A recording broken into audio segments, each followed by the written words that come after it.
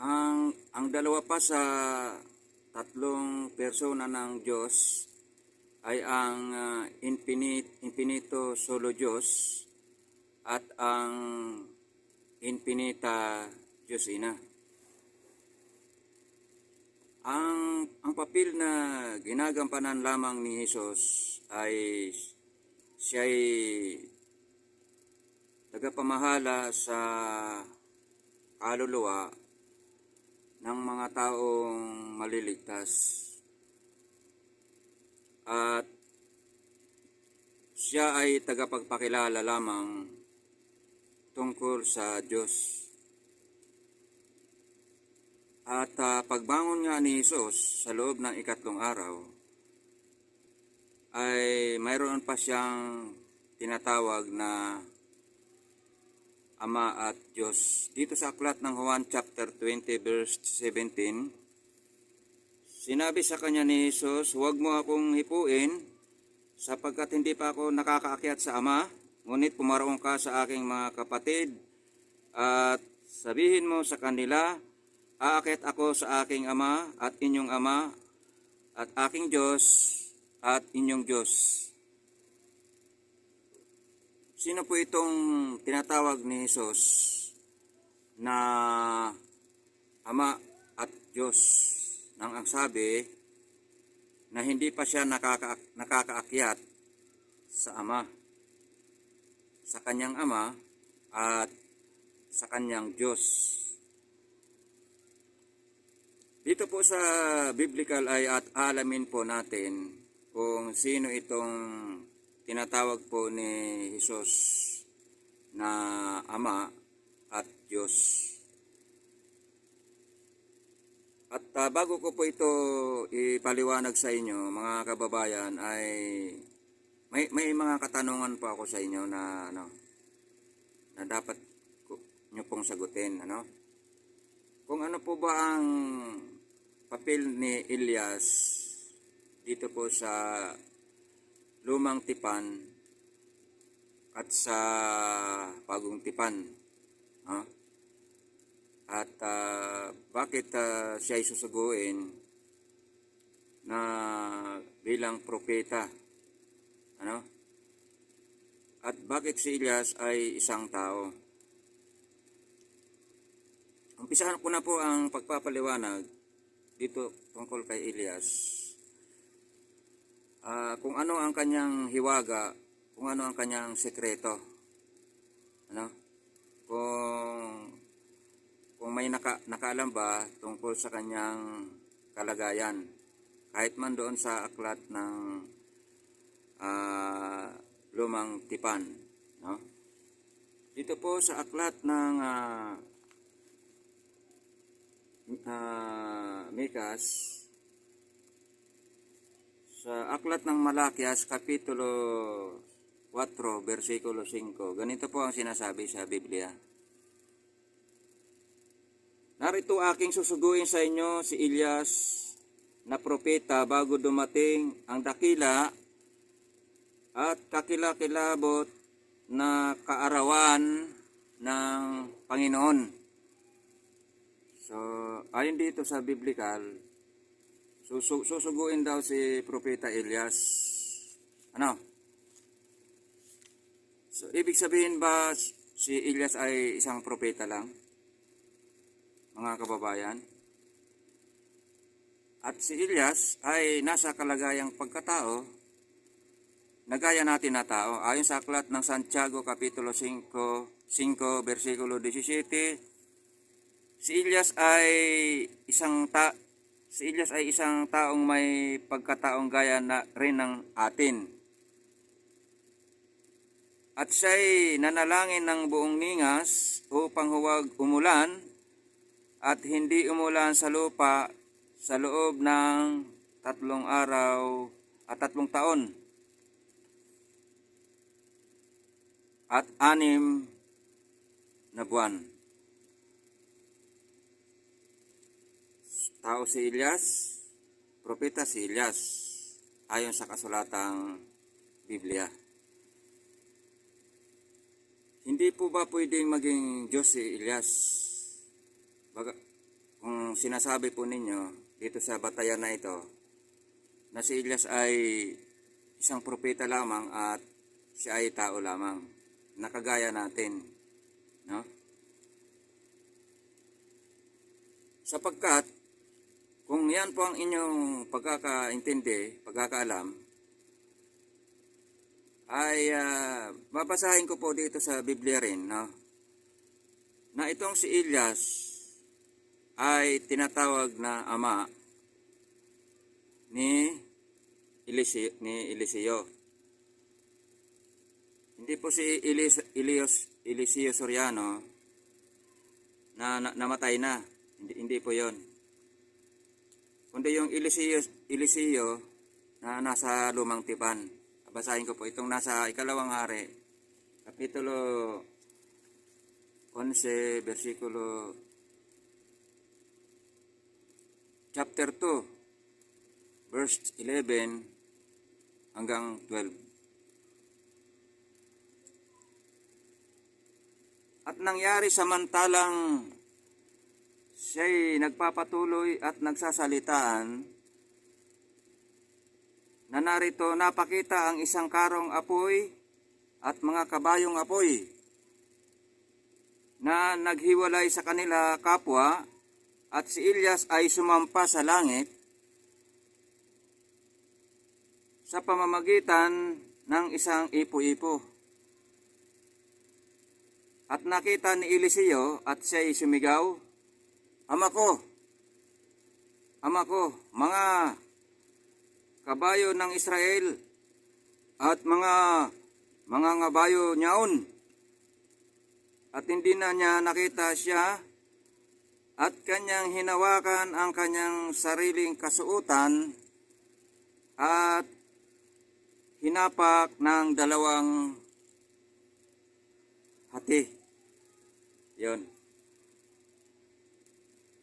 mga kababayan, si Elias, tinawag po siya na ama. Kung si Elias ay nasa kalagayang pagkapropeta at nasa kalagayang pagkatao, ay bakit po siya tinawag na ama? Ano? Ni Eliseo. Atin pa pong dadagdagan ang patotoo patungkol kay Elias na sinasabi dito sa aklat ng Mateo chapter 17 verse 1 hanggang 5. At babasahin ko po yung nakasulat.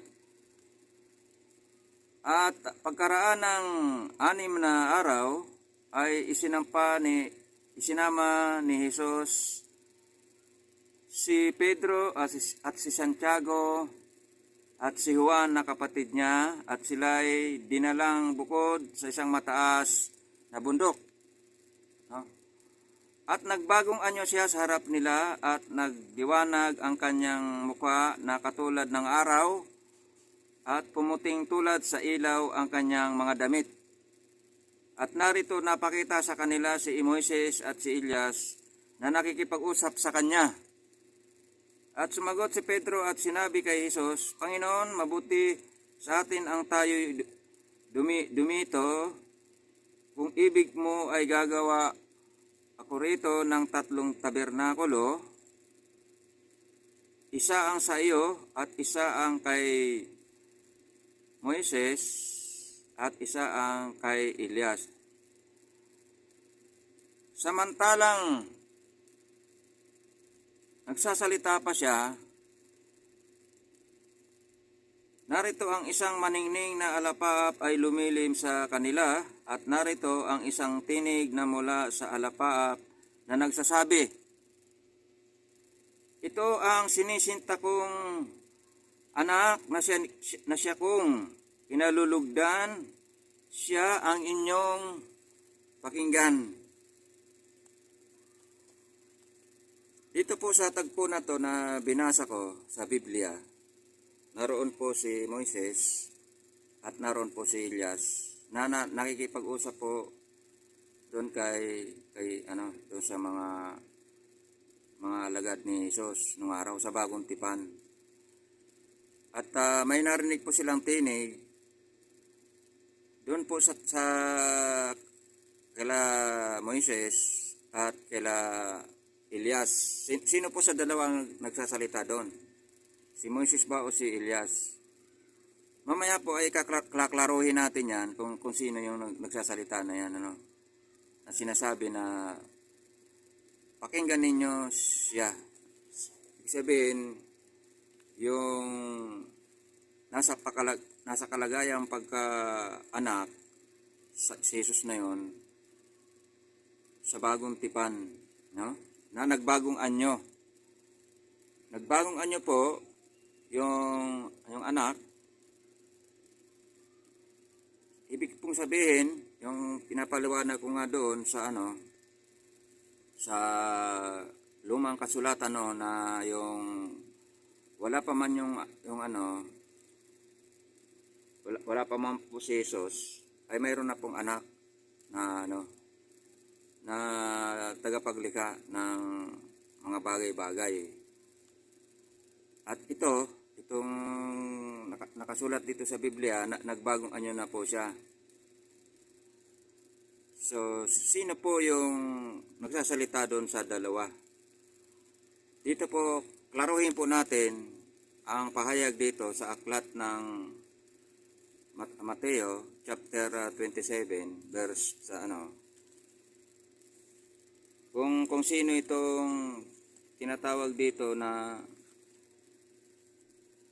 kung sino yung nagsasalita dito sa Mateo sa chapter 17 verse 1 hanggang patuloy ng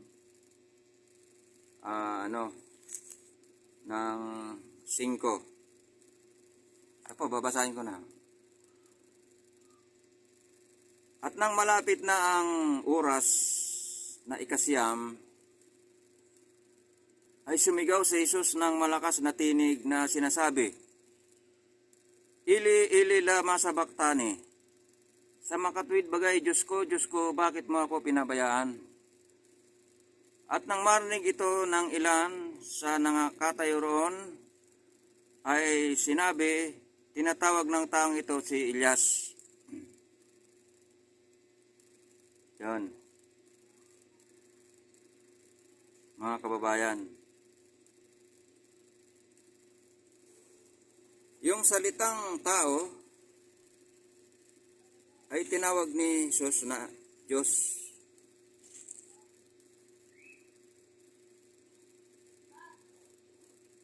Yun po mga kababayan ang gusto kong iparating sa inyo na mensahe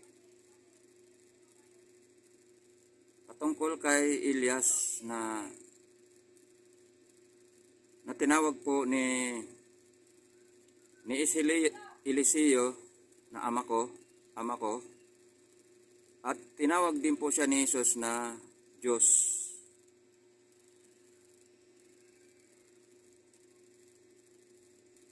Ang tinatawag po ni Jesus na Ama at Diyos doon sa aklat ng Juan chapter 20 verse 17 ay si Elias po, mga kababayan. No? At nung manalangin nga si Jesus doon sa Mateo chapter 6 verse 9, ulitin ko lang po yung talata. Magsidalangin nga kayo ng ganito, Ama naming nasa langit ka, sambahin nawa ang pangalan mo. Yun po, yung ama ni Jesus, si Elias. Wala naman pong ibang tinutukoy dito na na Diyos, na tinawag si Jesus, kundi si Elias. Hindi po natin pwedeng tanggalin sa Biblia yung mga salita na yan. Bawal po magbawas, bawal po magdagdag.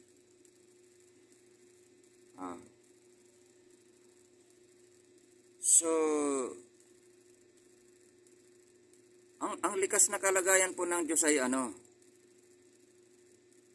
espiritu po ba o tao? Kasi doon sa paliwanag po ninyo ng mga iba't ibang sekta, ang Diyos ay espiritu at ang mga sa kanya at ang mga sa kanya ay nagsisamba ay kinakailangan magsisamba sa espiritu at sa katotohanan. So, ang espiritu para sa inyo walang laman, walang mga buto. Ayon sa aklat ng Lucas chapter 24 verse 39, no? Kung gayon na ang Diyos ay espiritu, walang laman at mga buto, paano po makikilala po ang Diyos kung walang laman at walang mga buto? Ang ibig pala sabihin ng espiritu ay mga salita. At yan, ay yung mga salita na yan, nasa tao po yan, na sinasalita sa ng tao, no? Na lumalabas sa bibig ng tao. So, kapag humiwalay po ang espiritu sa tao, patay ang tao. Yun po ang tinatawag sa Biblia na espiritu na walang laman at mga buto. So, ang tanong ko po sa inyo, mga tagapagturo ng kasulatang Biblia, saan po ba makikita ang totoong espiritu? Saan po ba man nyo makikita? Ha? Dito po, babasahin ko po itong sinasabi ko dito sa sa Lucas chapter 24 verse 29 at 39. Tingnan ninyo ang aking mga kamay at ang aking mga paa, ako rin nga. Ipuin ninyo ako at tingnan, sapagkat ang isang espiritu ay walang laman at mga buto, na gaya ng inyong nakikita na nasa akin. Yun. May laman at mga buto po si Jesucristo. Sa inyo po, walang laman at mga buto ang espiritu. Ang kasagutan po doon sa tanong ko, kung saan makikita ang totoong espiritu sa tao po. Kasi yung tao, binubuo po yan ng espiritu, tubig at dugo. Kapag tinanggal po yung espiritu sa tao, patay ang tao. Kapag humiwalay ang espiritu sa tao, matatawag po ba niya na katotohanan? Hindi na po, kasinungalingan na espiritu. Nagsisinungaling po kayo kasi hindi po ninyo alam ang ipaliwanag ang totoong espiritu. Mga kababayan, yung mga tagapagturo ng iba't ibang mga sekta ng pananampalataya, nagsisinungaling po sila tungkol sa espiritu. Ano? Kasi ang totoong espiritu, makikita po yan sa tao. Yun po ay ginawang halimbawa po si Jesus Christ doon po sa bagong anyo, bagong pangalan. Ano? Sa unang Juan, sa kapitulo 5, versikulo 6 hanggang 8. At ang mga patotoo kay Jesucristo, nagbagong anyo na siya, nagbagong pangalan na siya. Sa ibang mga talata po 'yon mababasa. Ang mababasa niyo po doon sa sa unang Juan chapter 5 verse 6 to 8 ay ang tungkol lamang doon sa totoong espiritu na binubuo ng espiritu, tubig at dugo. Muli po, magandang oras po sa inyo mga kababayan at ipagpapatuloy ko na lang po ulit ito sa susunod po na aking pagtatalakay tungkol sa tatlong persona.